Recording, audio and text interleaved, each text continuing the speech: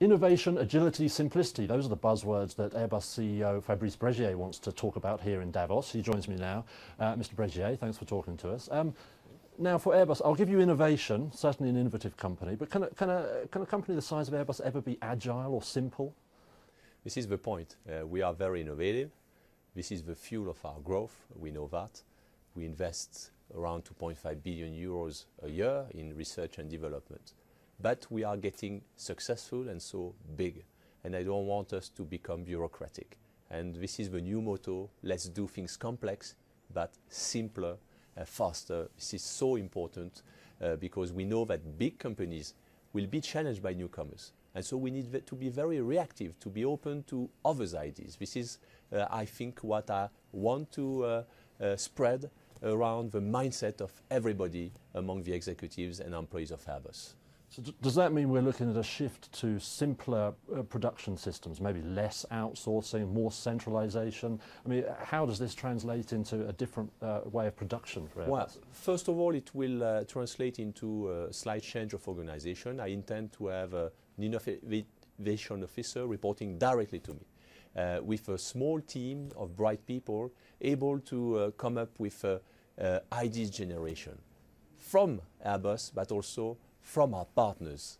And we'll screen them, we will be fast deciding on which ideas we will promote within the core of our business. When can we expect you to name a Chief Innovation Officer? Is it an imminent thing? Yeah, I think in a month's time. And we have many candidates because when you ask our people, our engineers, they love innovation.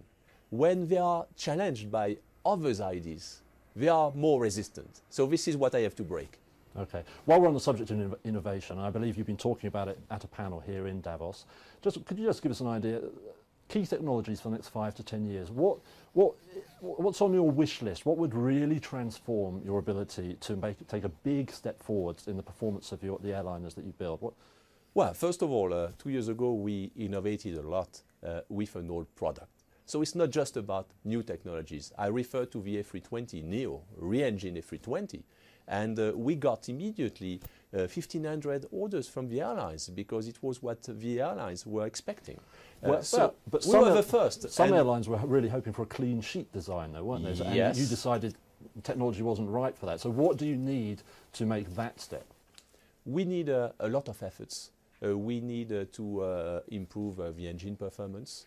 We need to define new concepts, new aerodynamic concepts. We need to make breakthroughs in composite materials beyond what we have done so far. We need to be able to have aerodynamics which are even better with laminar flow. And there are many, many, many ideas. The most difficult in our business is to put them together and make it work. Okay. Now, if I may just move on to talk about some of your current product developments. I know you've been asked this a lot, but I wonder if you could give us an update on the A350-800 specifically. It's the smaller version of your new big twin jet.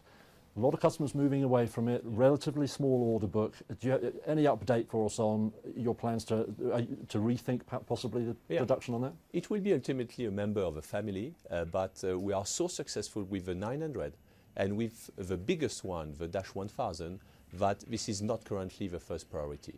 In a time which is in line with our customers' expectations. Are you revising the timeline for the 800?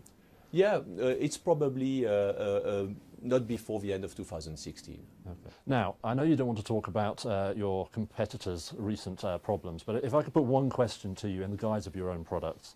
Boeing being criticised for the fact that the battery compartments, these problematic battery compartments, don't have fire extinguishers. I wonder if you could tell us a little bit about the A350, how it differs, and presumably why you think it's a superior product in that respect.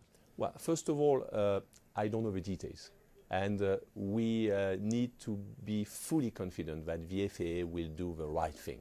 And Boeing as well, by the way, because in our community, safety comes first. This is the paramount priority.